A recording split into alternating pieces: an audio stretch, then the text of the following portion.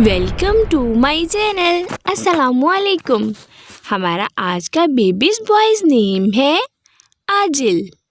आजिल के इंग्लिश में स्पेल्स हैं AJIL आजिल।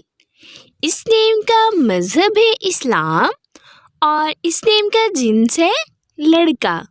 ये एक इस्लामिक नेम है और ये लड़कों का रखा जाता है नाम आजिल।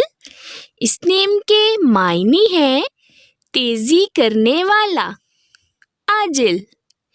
इस नेम के हरूफ उर्दू में 4 हरूफ के साथ एक लफ्ज़ बनता है और इंग्लिश में इसके 4 वर्ड 1 लेटर आजिल। तफसील है इस नेम की मोहम्मद आजिल, आजिल अली।